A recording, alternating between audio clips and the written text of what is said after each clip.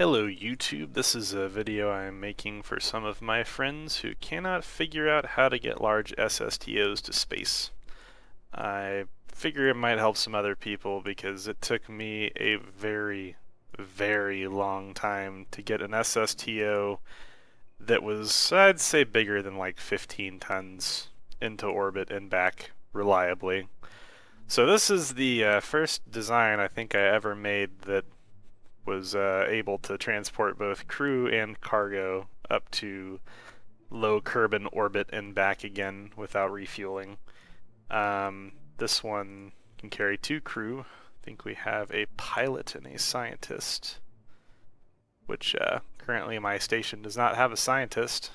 I'm not playing in career right now, but I think every station should have a scientist, so I'm delivering one. It also has space for 2 KIS crates, which I don't have right now because the station currently does not need anything. And it'll save us a lot of Delta V to get up there. And then of course it has a docking port, which is in line. Looks very nice, sort of space shuttle style. So let's one thing I will note, because I think I'm probably going to put the craft files in the description.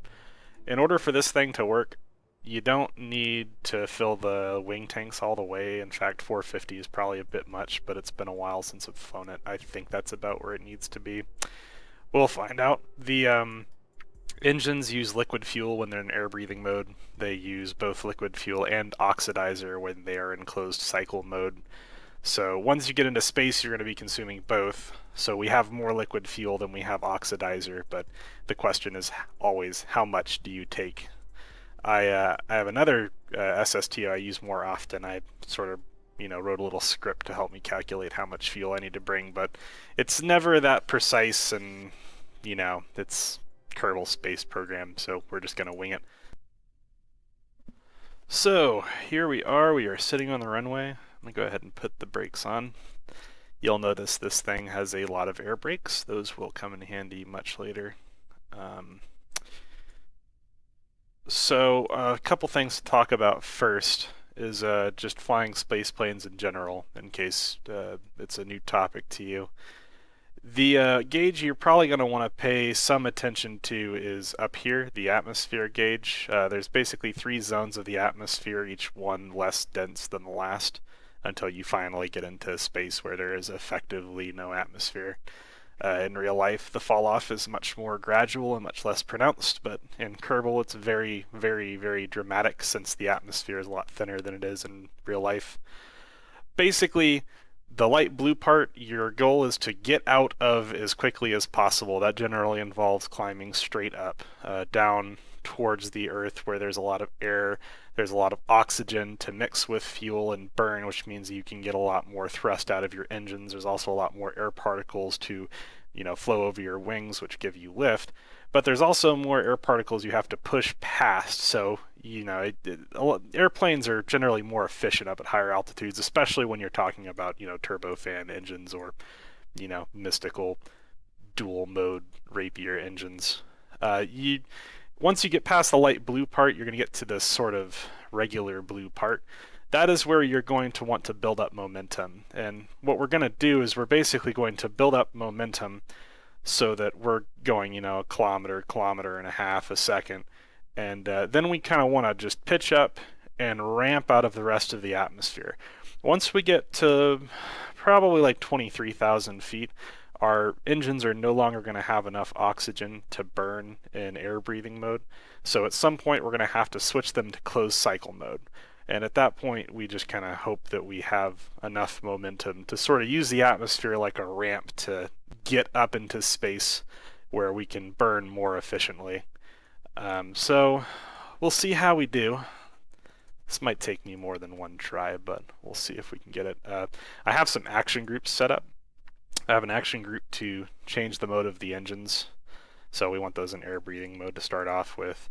I also have a hotkey to close the air intakes. The reason I do this is because closing the air intakes will reduce the drag that the craft experiences.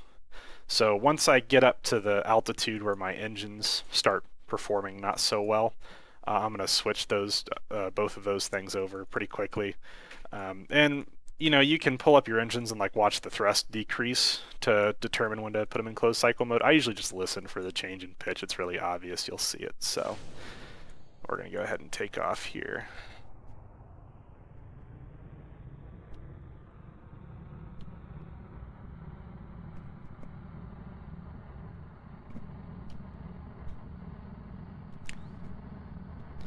And we'll put our gear up.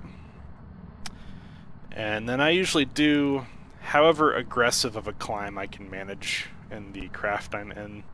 This one has a pretty high thrust to weight ratio, so you can do a 40-degree climb. Usually just a good rule of thumb is just climb at like 250 meters a second, depending on the craft you're in. The SSTOs I normally build have huge wings for various reasons I'll get into later, which the drag effect in atmosphere. In fact, I can turn the overlay on, I think, if I can remember the hotkey. I apparently can't. The big wings, they experience drag a lot more in the lower layers of the atmosphere. I mean, all wings experience drag, and the drag is generally proportional to the surface of the lifting body. And also then the leading edge. These things have huge leading edges. And Kerbal's not the best when it comes to airflow simulation, but it's pretty good. I mean, I have a couple of friends who are aeronautical engineers, and I made them play just to get their opinion. They seem pretty impressed with it. Most things are an abstraction. It probably doesn't even simulate flight as well as like Microsoft Flight Simulator, but all of the concepts, center of gravity, center of mass, so on and so forth, are there. So we're almost up to 10,000. And we're going to start leveling off about now. And this next part is the part that's going to vary a lot, aircraft to aircraft. And this one, I know that if I pitch up like 10, 15 degrees, I can usually get to the velocity I want before I get above 20,000 meters. And 20,000 meters is usually the place where your engines start cutting out because they're running out of air. But again, I haven't flown this thing in a while, so we'll see. And also, my station's in a 90-degree orbit. If it was in a different inclination, then you would use your nav ball here to be, hauling butt along whatever orbit your station was in. So we're doing pretty good. We're at about 600 meters a second, and we are accelerating very fast. Look, the thrust output of our engines is going to be pretty insane right now. Once I get to about 1,000, I'm not even close to 20,000 yet. I'm going to pitch up to about 20 degrees. We will easily keep accelerating.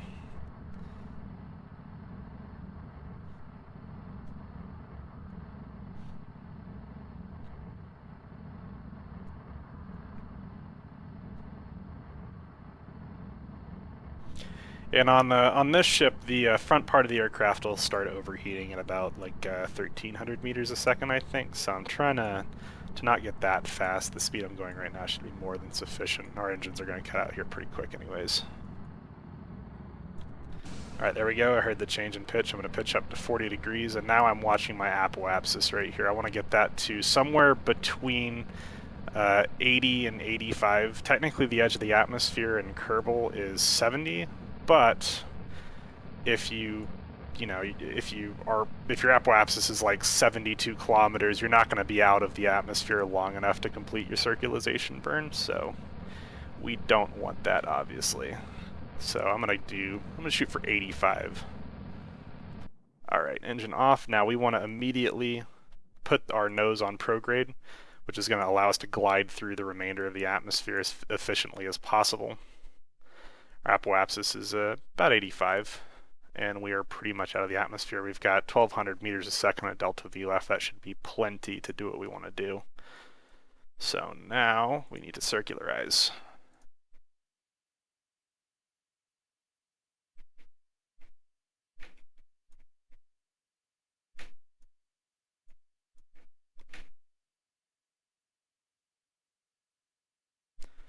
that will do for now.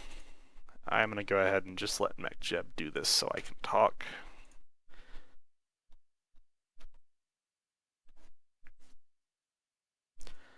For a while, I was one of the hardcore elitists that didn't use MechJeb, but then I realized that it combined a lot of the features of a flight engineer and a lot of other of the 20 mods I was using, so I started using it. I think that a lot of people, it's a really good learning tool to figuring out the game. It makes it a lot less intimidating. As long as you are making an effort to understand what it's doing and why it's doing it, and it doesn't detract from my fun, I'll put it that way. And at the end of the day, Kerbal Space Program is a game.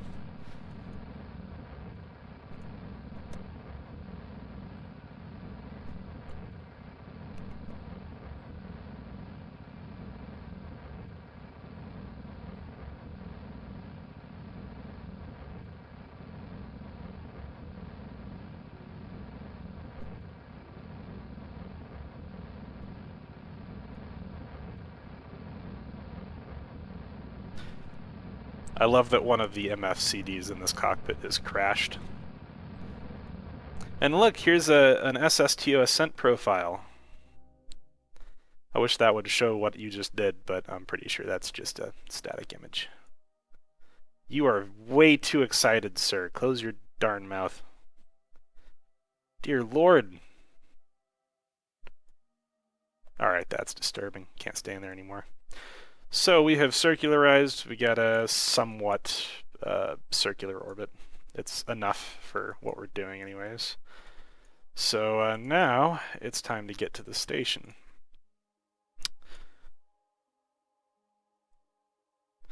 Right now we are not quite in the same plane as the station. Pretty close. We probably could go ahead and burn for it and it wouldn't be much of a problem, but I'm going to see if I can just go ahead and fix it.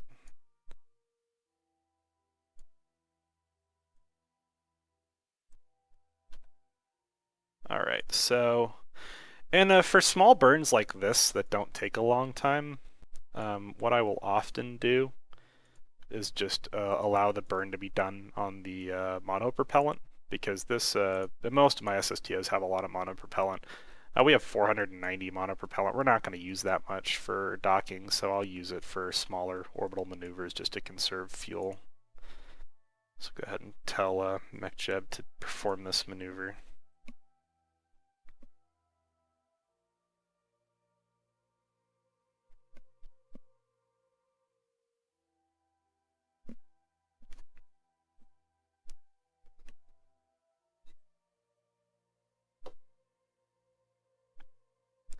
And for those of you who don't know, the shuttle's main engines were never really used after the after the tank was detached. They didn't have fuel supply anyway. They used, I think it was hydrazine, which is a monopropellant, to do all of the orbital maneuvering. So it's not terribly unrealistic to do this. I mean, a lot of my smaller ships that I make, I don't even put thrusters on because it's easier just to bring a lot of monopropellant. Obviously, that doesn't scale up very well.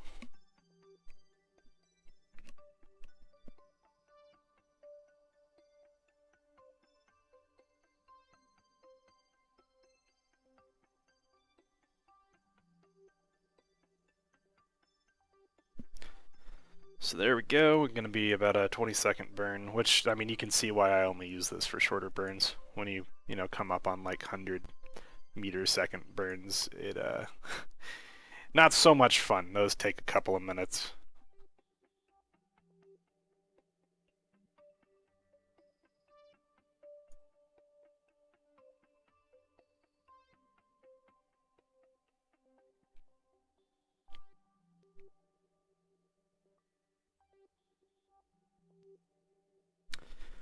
Alright, there we go. So now we need to do I've never pronounced it correctly. Hoffman transfer, Hohmann transfer.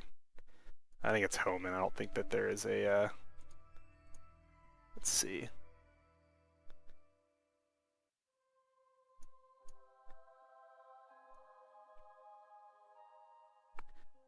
Yeah, it is Homan. So I could have MechJeb do this, but we're gonna go ahead and try to do it by hand here. It's worth mentioning that MechJeb is generally much more accurate than I am, but we'll see what we can do.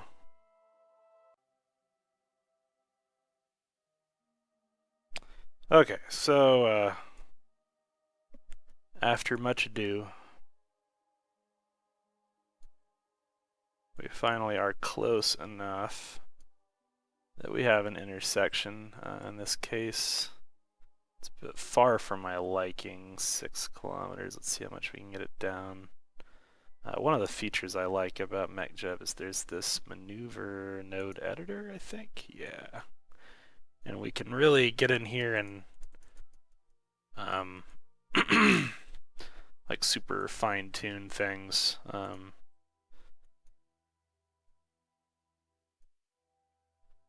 I think you can put like fractions of meters a second in here too. It's a lot easier than just clicking away, trying to drag the little bars. Okay, 0.5 kilometers. That's pretty good. We're gonna just go with that. We're gonna have to wait 3 hours. That's our transfer window. We'll go ahead and turn our engines back on for this burn. Unfortunately, my action group, I found out, doesn't include that central engine. I'll have to fix that later. We could do this with the monopropellant thrusters too, but we should have a lot of spare fuel left because we are not taking any cargo. Whenever I'm taking cargo on this, I usually do all my orbital maneuvering except for the burn where we match our velocity with the target we're intercepting. I usually do all of them with monopropellant, but in the interest of time, I won't do that here. Alright, so we're coming up on our burn window here. I have decided against what I said earlier. We are going to go ahead and use our monopropellant to do this burn. Just because I'm looking at the relative velocity difference between the station and what ours is supposedly going to be when we intercept it, and we probably are going to burn through like 100, well, probably more like 150 meters a second, a delta V, just to do both burns on the thrusters. And the reason, or we are going to use our main thrusters to match velocities with the station. The reason for that is it's important that that burn happen as quickly as possible. If it doesn't happen very quickly, then you are going to end up very far away from the station. You could just start the burn really early with your monopropellant thrusters, but you'd be thrusting for a solid couple of minutes, and I just don't want to do that. So this is normally the way I do it. I'll stick to my routine here. And, you know, with a burn like this, if it turns out that our burn isn't terribly accurate because we burn for a lot longer than we could have with our regular thrusters, we can always do a correction burn to get ourselves a bit closer to the station as far as an intercept is concerned. But I don't think it'll be that much of a problem. And, you know, if you really screw up and you end up, you know, 6-7 kilometers away from the station, it's not the end of the world. You're going to probably end up being a bit wasteful with your monopropellant getting over there, but you can manage it. Basically just have to sort of catch up to the station or whatever you're doing an intercept to.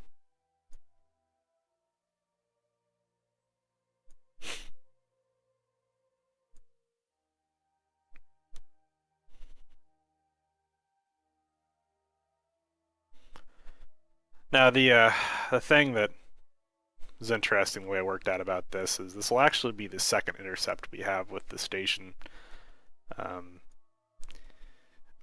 One of the reasons to do this is it makes matching the velocity a bit easier because you're going to be going a little bit closer to the speed of the station as you come back down towards your periapsis.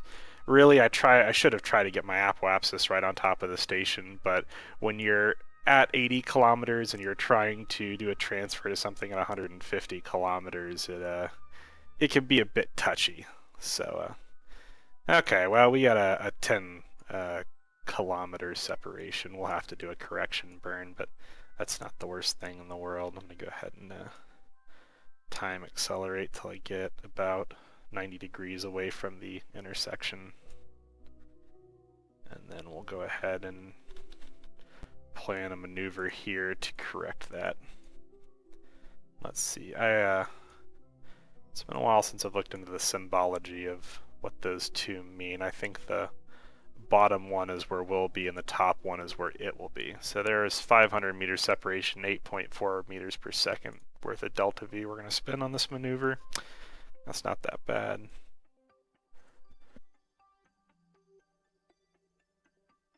This will be a nice quick one we can knock out with the monopropellant.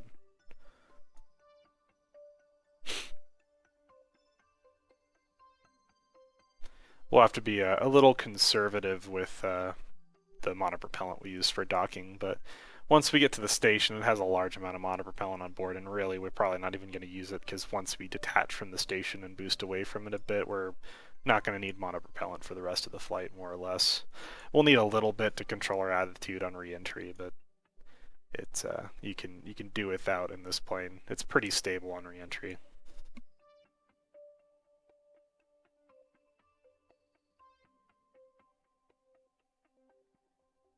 Alright, let's see how we did. We did pretty good, 400 meters, so let's go ahead and we can actually click on this here and say warp here, which we'll go ahead and do.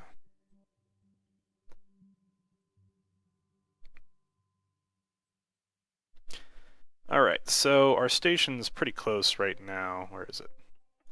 Yeah, it's right there, 6.7 kilometers away. What's that? Oh, that's junk. So we're 6.2 kilometers away. What I'm going to do is we're going to pull up SmartAss. That's an acronym. I don't know what it stands for, but it's basically lets you select different orientations. We're going to do target velocity minus because we want to subtract relative velocity between us and the target, which right now is 116 meters per second. I'm going to go ahead and get our engines on. And then we need to wait until we get to the point where our closest intersection will occur.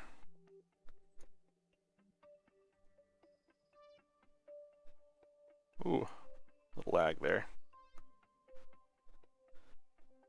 Okay, so now we want to go ahead and burn.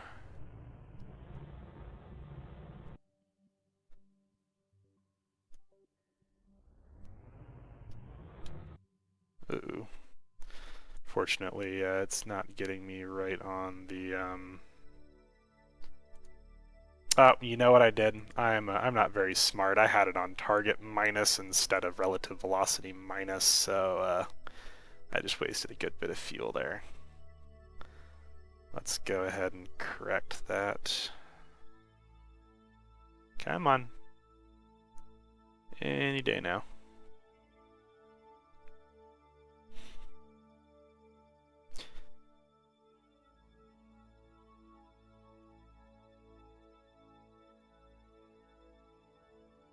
Yeah, and see how far we drifted with this little mistake. It's okay,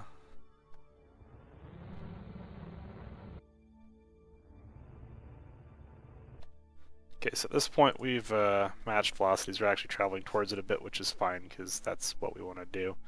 We're going to pick up a little bit more velocity towards it since it's pretty far away. We're going to get up to like probably 15 meters a second relative velocity. We'll call it 10, I think. 10 will work.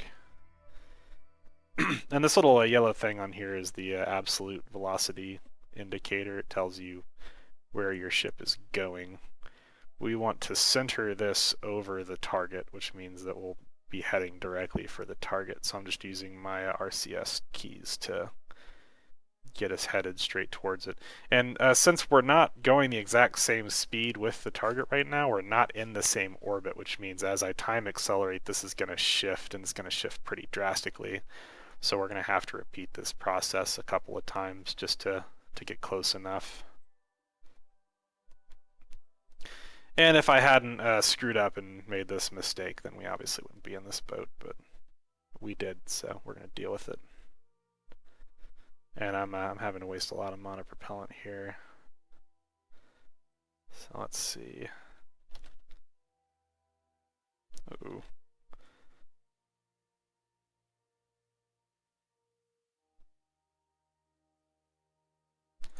So we're going to go into nullifier relative velocity again. And we're going to do this with the main engines this time because I'm getting to the point where I usually only need about 50 monopropellant to dock once I get within a kilometer, but if we run out of that while we're trying to dock, it's not going to be a very good situation. We're basically going to have to scrub at that point, so see if we can avoid it.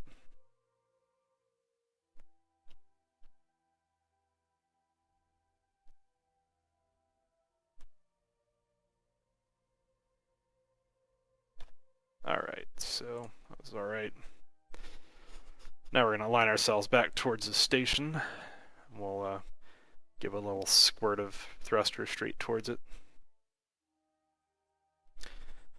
From this point, we should be able to get there with one burn, or at least get close enough to start docking.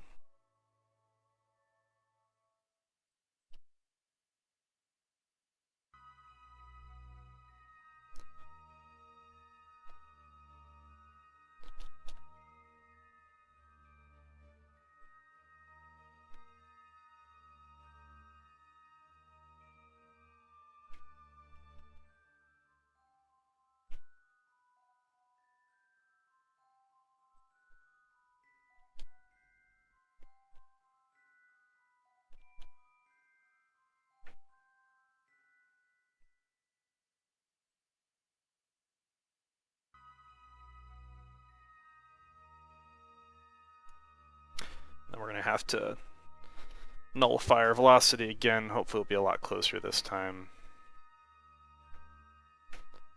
Man, I'd appreciate it if you turn a little bit faster.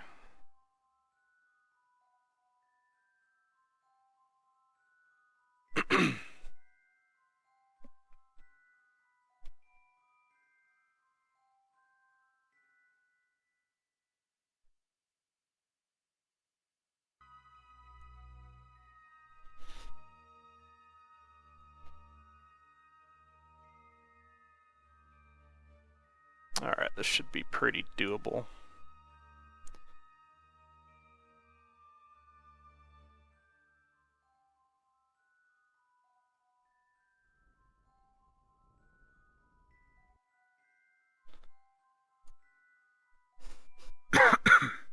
Sorry about that, I'm a bit sick today. So now we're going to point ourselves back at the station. We're just going to use our RCS thrusters to motor on over there. I'm going to go ahead and turn off my thrusters because once I get close to the station or once I get docked to the station, if I accidentally hit shift, it will rip the station apart or I'll crash into it. Go ahead and prep the ship to dock. We'll get that open. And now that we're aligned to the station, we'll go ahead and thrust towards it. We're going to be going for this top left docking port right here, more likely than not. Actually, we'll probably go for the bottom left because I've got the solar panels on this side already retracted. We're kind of almost in the right orientation for it too, which is convenient. But we'll have to fix that up a little bit once we get closer. And I personally, I don't like using the docking RCS mode. I've always just used the WASD JK IL, so I'm gonna just do that. But the theory's the same once you get close enough.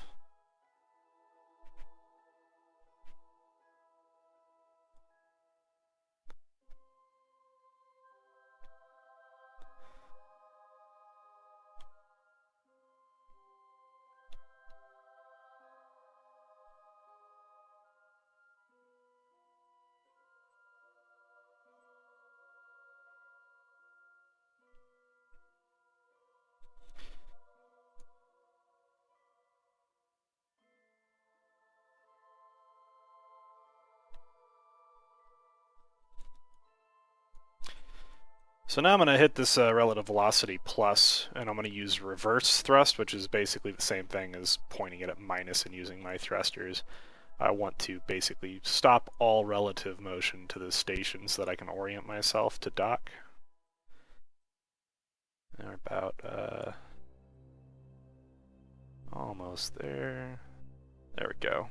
Alright, so we're going to turn smartass off, and we need to point the nose sort of in this direction. One of the issues with the ship I have, and one of the design issues I've sort of never been able to get around, is it doesn't rotate perfectly around its center of mass with RCS.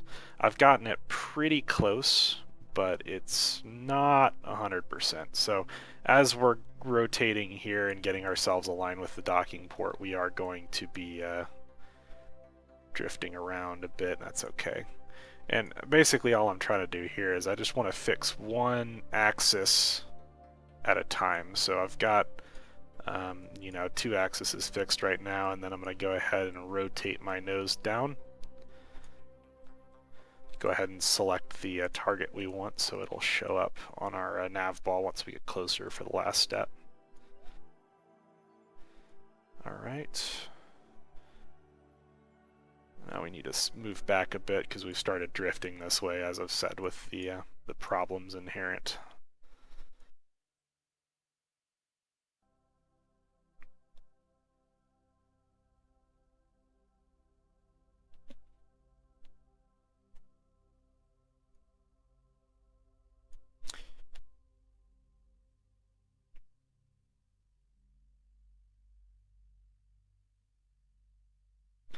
And you can see my, this is sort of my stepping off point for any big missions.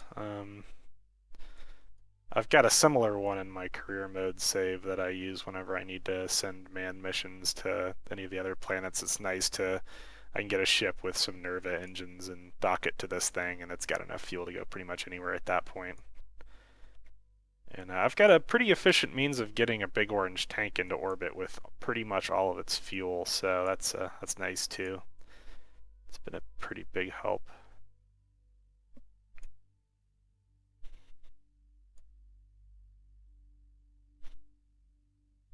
And I assembled it mostly straight. This part's a little out of whack, but it's good enough. Good enough for government work.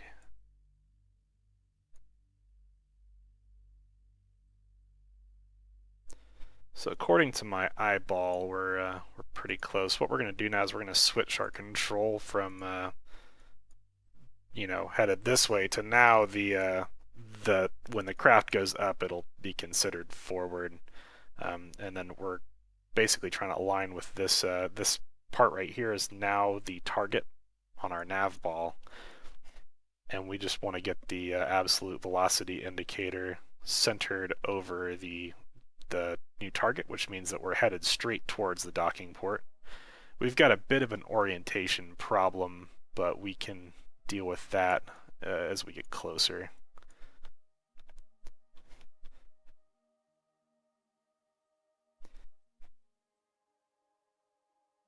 And this is one of the things that I will say, if you're playing with MechJeb, this is so much fun. You are missing out, truthfully. Or if you're letting MechJeb do this, rather. Also, you know, it doesn't take a whole lot of sense to be a heck of a lot more efficient at this process than MechJeb is.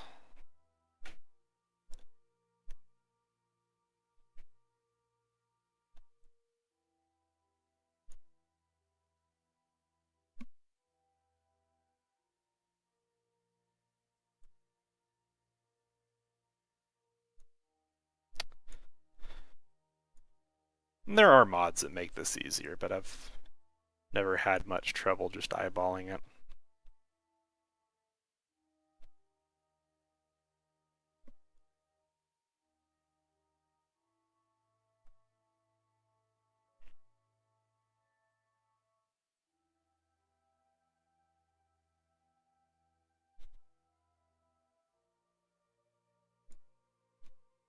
And the important part here is to just go slow, because if you hit the docking port, if you're kind of close, maybe not right on, but close, these docking ports are sort of magnetic in Kerbal, and they will help you orient your ship. But if you hit them really fast, not only is it going to start your station spinning, but you're also going to have a hard time getting oriented correctly. And then we want to, again, make sure we're headed straight for it. We're a little bit low, but that's fine. Now we want to slow down a bit. We want our velocity to be about 1/10 of a meter per second when we get close to it.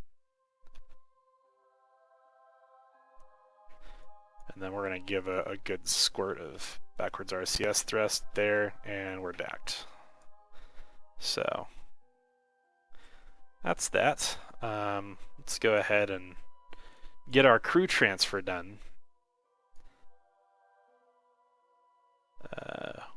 I don't remember who was the scientist. I believe it was her, though. And we're going to go ahead and stick them in the science module where they belong.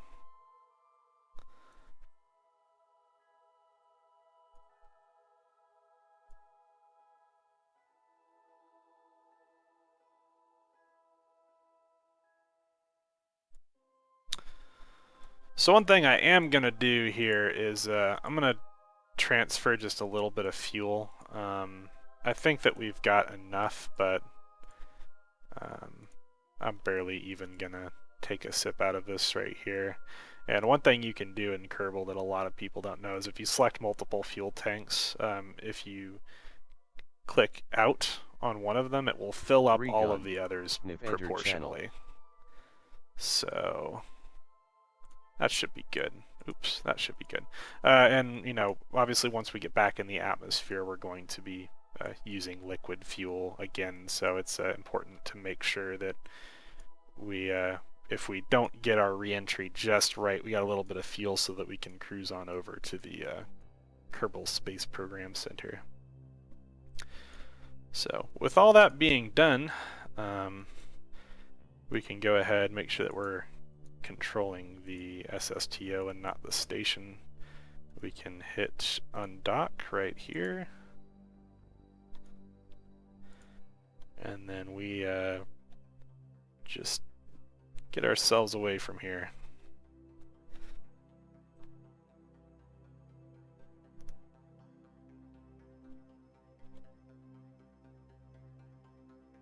And as you can see, like I said, we only used about 50 units of monopropellant to actually dock with the station once we were within a reasonable range. And that's mostly just because, you know, you be patient whenever you make your burns and wait until you get as close to the station as you're going to come to nullify your relative velocity. And I want to make sure that I'm backing away from the station this way as also because we're going to be burning retrograde to get back to Kerbal.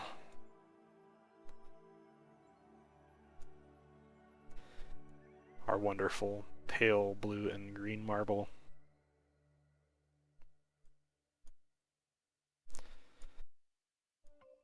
So we can go ahead and button this hatch up. Make sure we got our engines going again.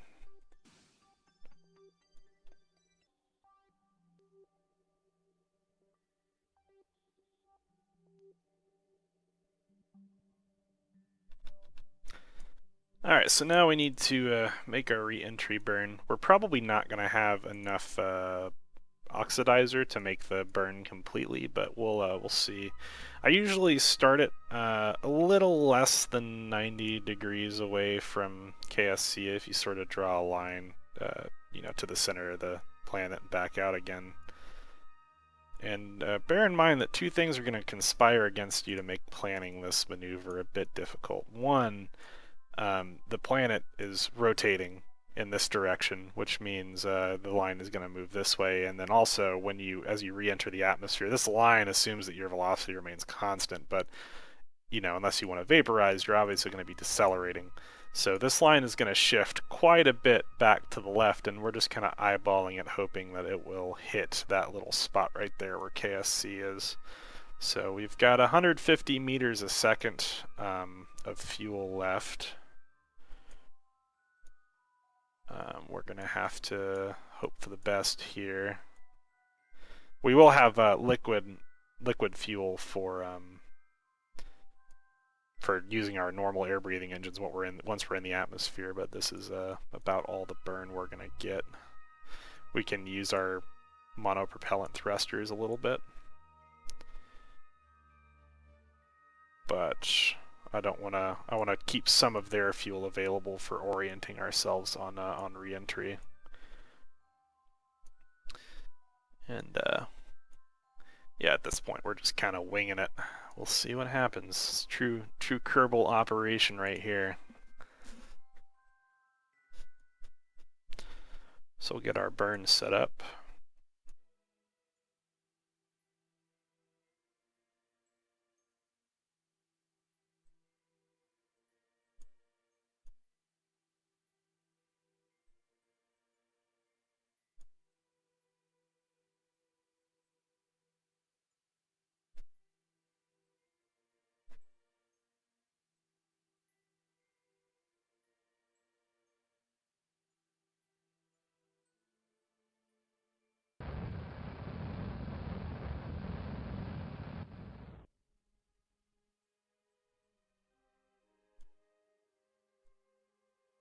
Alrighty, so let's go ahead and get ourselves oriented roughly, prograde for re-entry. And we'll see if that was enough. One thing I am going to do right now is I'm going to go ahead and switch these engines back to air breathing mode. And I am going to get my spoilers deployed, which they are. And we're going to open up the air intakes. Obviously, we're not going to turn our engines on as soon as we're back in the atmosphere. But again, you know, those do create drag. They will help us slow down even if it's not that much. This thing is it's usually pretty stable on re-entry, so we'll see. The big question is, are we going to have enough juice to get to KSC if we don't hit it exactly?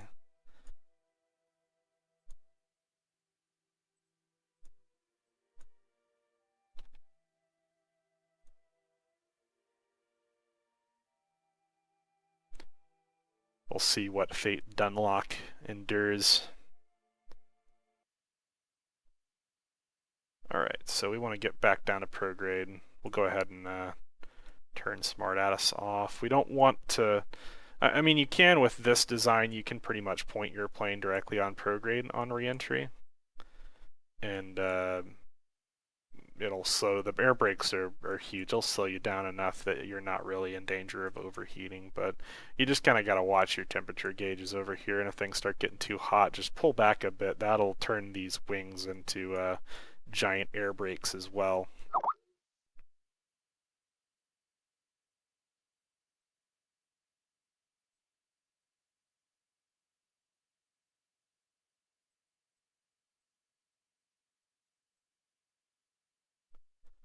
So here we go, we're getting down into the atmosphere now.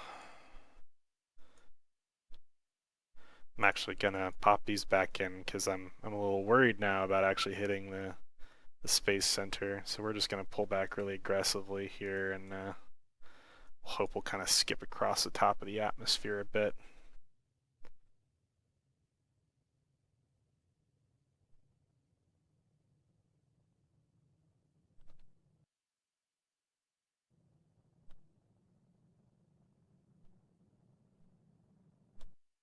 Try to preserve as much of that forward velocity as we can at this point. We're going to have to at some point deploy our brakes so we don't overheat anything.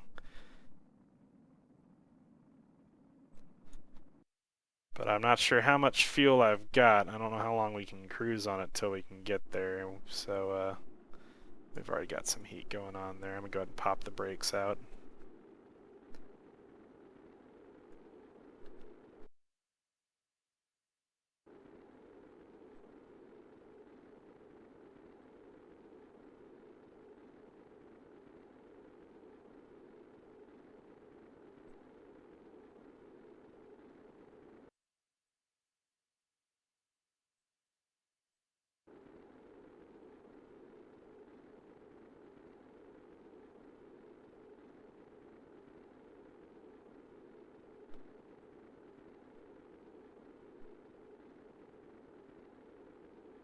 And our cockpit's getting really hot, so I'm going to pull up a bit. Let's see if we can slow down a little bit more aggressively and keep it cool. Because if it explodes, then this thing probably won't land correctly.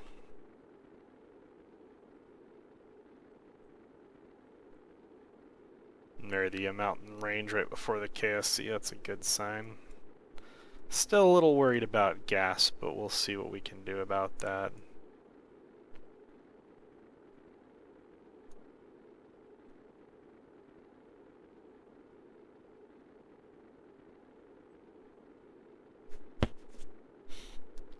Alright, I'm not worried about that overheating anymore. I am going to see if we pop our brakes back in, if we continue decelerating, which we are. Question is, are we decelerating fast enough? We get a little wobble there. That's pretty normal with these big, huge wings. I'll go turn the RCS off just in case SAS is overcorrecting. That's sort of the disadvantage of having these big wings, is it does make the craft a bit less stable on re-entry, but as long as you plan well, it's not usually that big of a problem. And our orbital path is a bit short of the facility, but I think we've got enough fuel to coast there if we need to.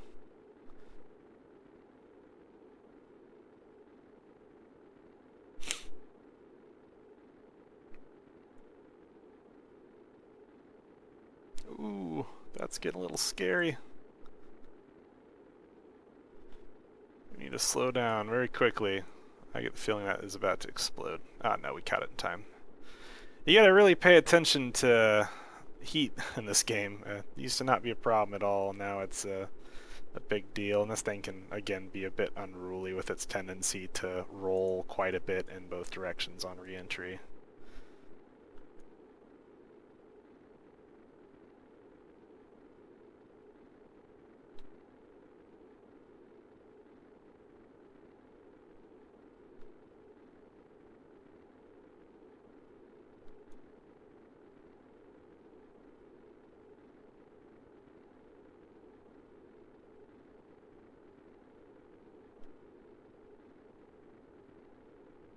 So I'm wondering, I haven't done this before, I went ahead and turned the central engine off there, but I think I might shut those down and just turn this guy on. I'm not sure with a big plane like this if it'll be any less fuel efficient to run one engine instead of four. I guess we'll just have to see. But I definitely want to get my engines back on now as opposed to later, because they're going to be running a lot more efficiently at this altitude.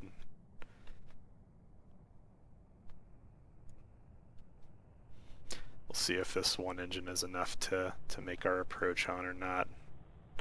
I have dead sticked this thing before, but I'm not sure if I could do it again, especially not from this far out. I think we're alright though. Looks like we've, as long as we don't need to throttle this thing up all the way, we've got quite a bit of fuel left.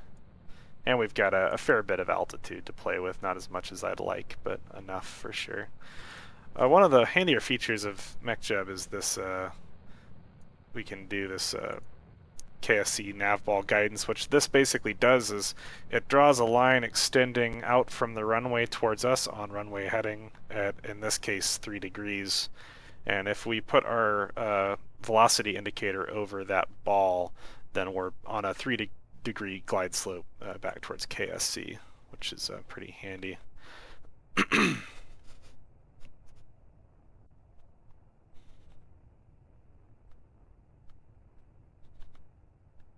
And at this point, I'm going to turn SAS off because it's not being much help, and I'm going to just put in some manual trim.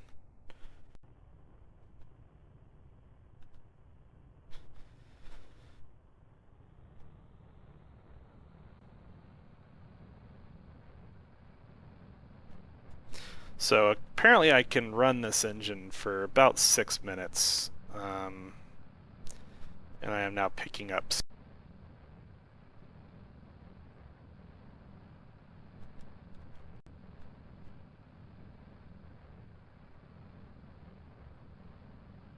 Get some nice scenery though, I will say.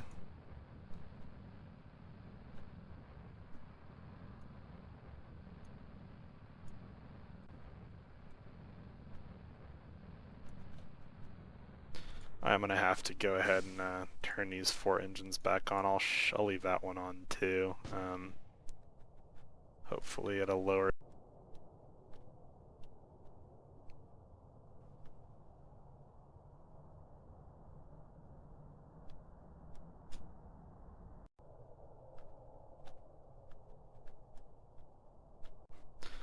I'll turn SAS back off. I'm trying to get it trimmed.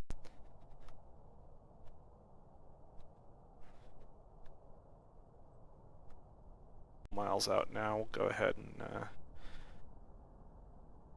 given that I think we got plenty of fuel to make this work, we'll go ahead and get the gear down now.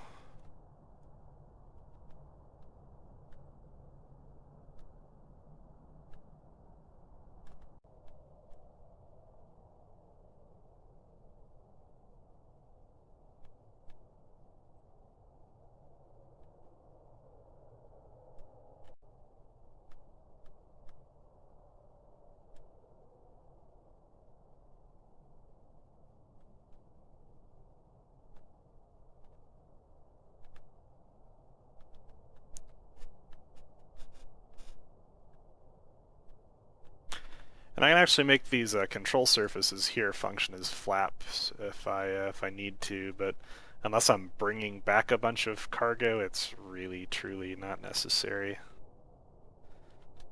So we're pretty close to our optimal landing speed. I'm gonna give it a couple.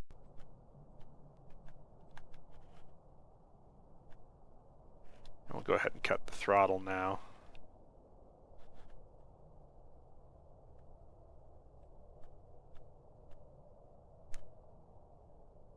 And there we go. Air brakes out.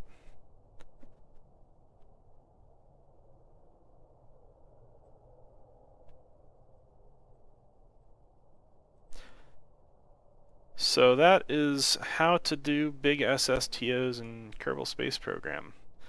I'll have to do a video on my other one too, but this was the first one I ever made that I was truly happy with, so I figured it would be appropriate for the first video. Anyways, thanks for watching.